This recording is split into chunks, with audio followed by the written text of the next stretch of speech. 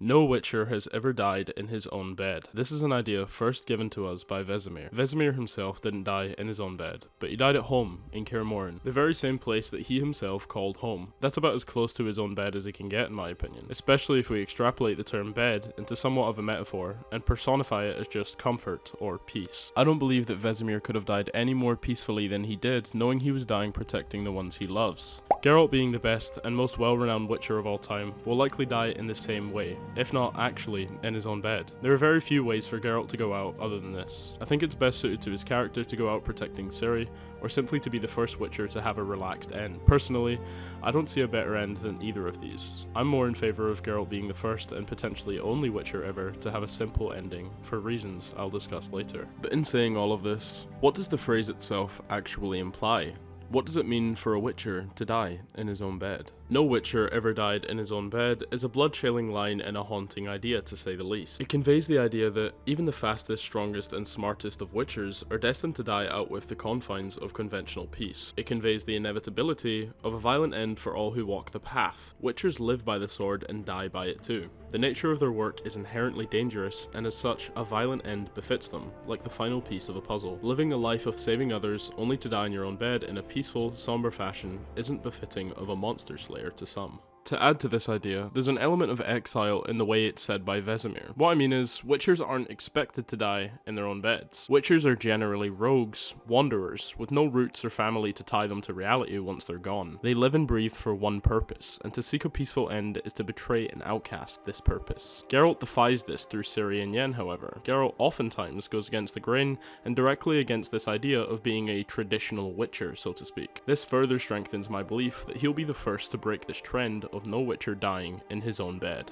Being a Witcher, to some, is to die on the path, killing as many monsters as you can until one comes along and kills you. Some would interpret a Witcher who doesn't hunt anymore to be no Witcher at all, a veteran of sorts, a retired, empty shell of his former self. I, however, believe that retirement is reserved for the most great, such as Geralt. Geralt, after all of his efforts and innumerable times saving people, from small villages, to towns, to cities, all the way to the very world of The Witcher, is in great need of a break. This is another reason why I think Geralt's end with Yen in Corvo Bianco is incredibly well suited to him and his character. However, I do think he'll return as a mentor of sorts, and this opens the possibility of him dying a noble, heroic death, just as Vesemir did at Kaer Morhen. Now that we've covered a few of the ideas and implications what this phrase means in the world of The Witcher, let's talk about the real-life implications and what we can take away from it as the viewer. The phrase has a little bit of a different meaning when applied outside of the Witcher universe. I'd like to extrapolate the idea a tad and speak about what it could mean for us, the viewer, behind the screen watching their very universe unfold in real time. How can a quote directly speaking about Witchers relate to the real world, you may ask? Let's develop the idea and see where it takes us. I think outside of fantasy, this phrase stakes on reality, the cost of identity and purpose for a person. If living a life that fulfills your purpose is a good life, then perhaps dying peaceful and going out with a slow burn would be denying yourself of said purpose. Ultimately then, you would have lived an unfulfilling life. If your life's purpose is to be a great warrior who protects, then perhaps granting yourself a peaceful death is selfish and in direct contrast to your very purpose. A counter-argument to this line of thinking would be that life is entirely devoid of purpose itself, and we prescribe purpose unto ourselves, which would validate the desire for a peaceful end after a life of conquest. So too, dying in your own bed after a life of battle could imply a complacent, untested, unsharpened end dying untrue to one's own purpose. Could also imply an element of social exile.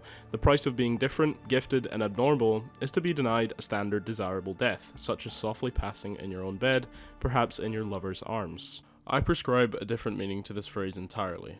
Recently, I went through great struggle of my own, hence why I disappeared from the internet for 5 months. For my own privacy and the sake of my own integrity really, I won't get into this, but it's about as bad as things can get for one's mental health. I'll let your imagination do the rest of the work. For me, no Witcher ever dies in his own bed is a call to action. A form of awakening, really. A way to say, I'm still here standing, defiant, despite the blows I've taken. It's a refusal to the invitation of an easy way out. Why die in my own bed when I can continue fighting and protecting other people? We, in our lives, create our own peace, and we apply our own purpose to things. To stand back up after being knocked down is the purpose of life. To try again, no matter how many times you need to. There doesn't even need to be a specific goal in mind, but as long as there's a road in front of you, you better steel yourself and stand back up to keep moving forward. You can complain, you can take a break, you can cry, and you can even curse your existence. What you can't ever allow yourself to do is stop dead completely. You may one day find yourself in the deepest, darkest corners of your life, but where there is great despair, and even greater, indomitable hope is right around the corner.